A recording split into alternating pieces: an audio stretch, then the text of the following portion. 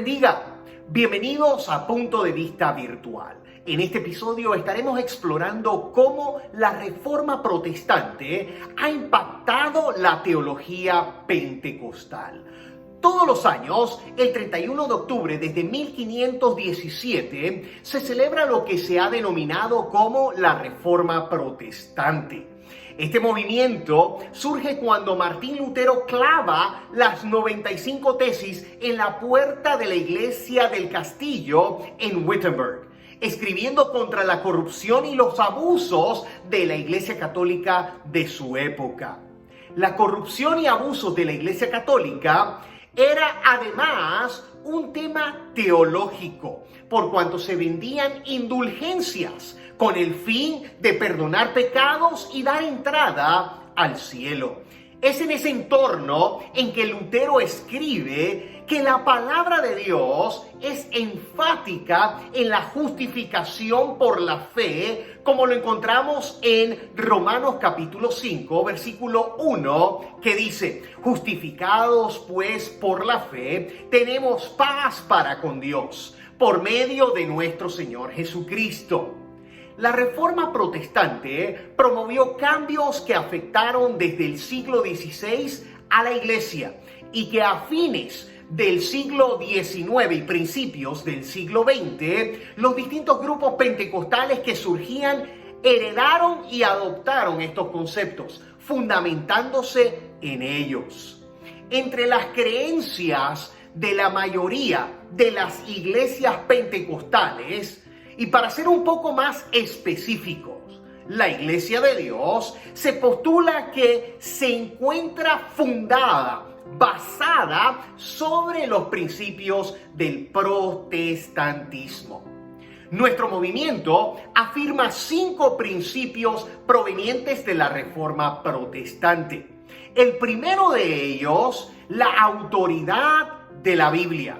Hubo 2 características que resaltaron inicialmente: que la Sagrada Escritura, la Biblia, está por encima de cualquier autoridad eclesial y tradición, siendo la autoridad suprema en cuestiones de fe y práctica. Esto nos enseña que la palabra de Dios es nuestra norma de fe y debe guiar nuestro proceder antes que cualquier pensamiento o postulado planteado por algún hombre. Adicionalmente, por motivos de la autoridad de la Biblia, se tradujo la Biblia al alemán para uso de la gente común, dando así oportunidad para que la gente común tuviese acceso a la Biblia. Todos tenemos acceso a la Sagrada Escritura y debemos tener la buena práctica que tuvo la iglesia en Berea, tal como lo relata el libro de los Hechos capítulo 17 versículo 11, en su sección B, que dice: pues recibieron la palabra ávidamente, escudriñando cada día las Escrituras para verificar si estas cosas eran así. Es necesario que recibamos los mensajes y la enseñanza de buena gana, con gran interés, comprobando todo por la Biblia, si es correcto y si se sustenta en ella. El segundo principio tomado de la Reforma es la justificación por la fe. Este concepto teológico, luego de que Lutero se enardeció por las indulgencias que la Iglesia Católica vendía para otorgar perdón de los pecados y un lugar en el cielo. Esto llevó a Lutero a sustentar en sus 95 tesis que la justificación es únicamente por la fe. La Iglesia Pentecostal profesa y reconoce que Dios nos otorga la justificación y salvación sola y únicamente por los méritos de Cristo. No hay acto o acción que podamos nosotros hacer para justificarnos. No nos podemos justificar nosotros mismos. La justificación solo la encontramos en Cristo. El tercer principio es el sacerdocio de todos los creyentes. Debemos recordar que para la Iglesia Católica el sacerdocio solamente estaba a cargo de aquellos que formaban parte del clero. Y no solo esto, sino que también algunos miembros del clero se sentían superiores a los que formaban parte del laicado. fundamentados en algunos textos bíblicos, como Primera de Pedro capítulo 2, versículo 9, señala: pero ustedes son linaje escogido, real sacerdocio, nación santa, pueblo adquirido para que anuncien las virtudes de aquel que los ha llamado de las tinieblas a su luz admirable.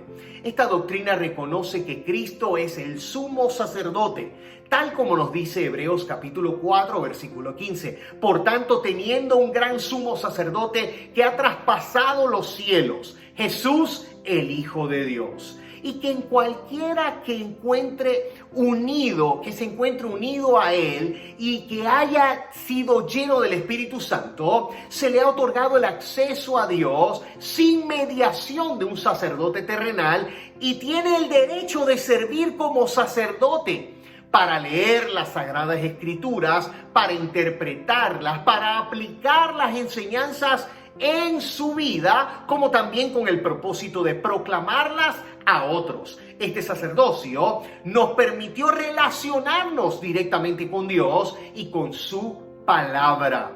El cuarto principio, la libertad religiosa. A esta doctrina, algunas denominaciones, como la bautista, la conocen como la libertad del alma o libertad de conciencia. Nosotros probablemente la denominamos mejor como libre albedrío, determinando que Dios nos creó libres con la autoridad de aceptar, negar y tomar decisiones para nuestro destino espiritual. Ni el Estado o gobierno, ni ninguna autoridad religiosa puede imponernos lo que debemos profesar. El quinto principio, tomado de la Reforma Protestante, fue la separación de Iglesia y Estado. El Estado, aludiendo también al gobierno, no debe tener autoridad ni injerencia en la Iglesia. Al igual que la Iglesia no debe depender del gobierno ni de sus finanzas para llevar a cabo su obra y misión. La Iglesia debe estar libre del gobierno. Esto es del Estado. Y en casos que lo ameriten, la Iglesia debe ejercer su voz profética, denunciando la corrupción, el desvío de lo correcto y la mala administración del Estado. Que cada uno de estos principios puedan ser aplicados en los diferentes ámbitos de nuestra vida cristiana con el propósito de llevar una fe pentecostal más fructífera.